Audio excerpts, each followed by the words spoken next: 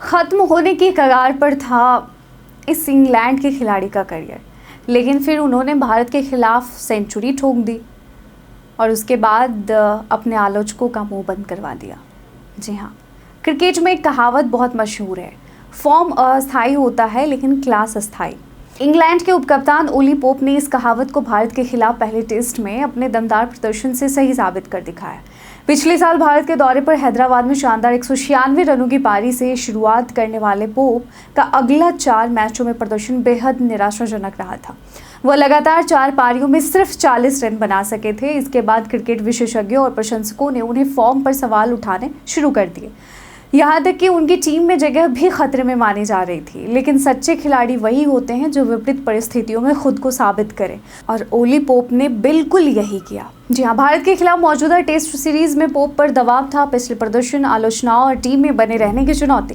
लेकिन उन्होंने तीसरे दिन का खेल खत्म होने के बाद प्रेस से बात करते हुए यह साफ किया कि उन्होंने बाहरी दुनिया की बातों को अपने प्रदर्शन पर हावी नहीं होने दिया। तीसरे दिन की बात करें तो इंग्लैंड और भारत के बीच जो टेस्ट मैच हो रहा है, पहले टेस्ट मैच के तीसरे दिन के बाद जब पोस्ट मैच प्रेजेंटेशन में ओली पोप ने कहा कि मैंने कोशिश की है कि इन चर्चाओं का मुझ पर ज़्यादा असर ना पड़े। मैंने बाहर हो रही चर्चाओं पर ध्यान नहीं दिया और खुद को मानसिक रूप से मजबूत करने और अपने खेल को बेहतर बनाने पर ध्यान केंद्रित किया। ओली पोप का यह बयान बताता है कि पोप ने आलोचनाओं को नकारात्मक रूप में लेने की बजाय उन्हें अपने आत्म-मूल्यांकन और सुधार का जरिया बनाया। भारत के गेंदबाज, खासकर जसप्रीत बुमराह और अनुभवी स्पिनर्स ने उनके खिलाफ योजनाबद्ध तरीके से गेंदबाजी की, जिससे पोप को लगातार परेशानी हुई थी। लेकिन इस बार उन्होंने अपना डिफेंस मजबूत किया और बल्लेबाजी के दौरान धैर्य बनाए रखा। उन्होंने कहा कि मैं रन बनाने के लिए किसी तरह की जल्दबाजी नहीं दिखाना चाहता हूं। मेरा प्रयास रहता है कि मेरा डिफेंस यथासंभव अच्छा रहे। तो यह उनके खेल में एक सकारात्मक बदलाव का संकेत है। वह अब सिर्फ आक्रामक स्ट्रोक खेलने पर नहीं, बल्कि अपनी तकनीक पर भरोसा करने और समय निकालने पर ध्यान दे रहे हैं। तो भारत के खिलाफ पहले टेस्ट में बनाए गए 106 रनों की पारी न सिर्फ इंग्लैंड के लिए महत्वपूर्ण रही, बल्कि यह पारी पोप के करियर के लिए भी निर्णायक साबित हो रही है।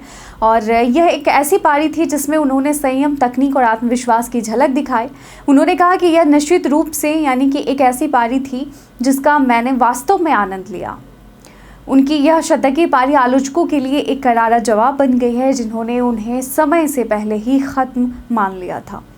उपकप्तान होने के नाते पोप पर अतिरिक्त जिम्मेदारी भी है। जब किसी खिलाड़ी पर सिर्फ खुद के प्रदर्शन की नहीं, बल्कि टीम के लिए प्रेरणा बनने की भी जिम्मेदारी हो, तो दबाव और अधिक बढ़ जाता है। लेकिन इस टेस्ट में पोप ने अपने प्रदर्शन से यह दिखा दिया कि वह अब न केवल एक तकनीकी रूप से सक्षम बल्लेबाज हैं, बल्कि एक परिपक्व लीडर भी बन चुके हैं। तो ओली पोप का हालिया शतक सिर्फ एक व्यक्तिगत उपलब्धि नहीं है, यह एक क्रिकेटर की वापसी की कहानी है, जो आलोचनाओं के तूफान में भी अपने खेल पर विश्वास बनाए रखता है, जो हर नाकामी को सीख में बदलने की कला जानता है। भारत के खिलाफ उनकी यह पारी उनके आलोचकों के लिए जवाब है और इंग्लैंड क्रिकेट टीम के लिए एक नई उम्मीद। तो कभी जिनका करियर खत्म माना जा रहा था, वही खिलाड़ी अब टीम की रीढ़ बनने की ओर अग्रसर है। क्रिकेट की दुनिया में वापसी की यह एक प्रेरणादायक मिसाल है। ओली पोप की वापसी एक कहानी है हौसले की, धैर्य की और आत्मविश्वास की।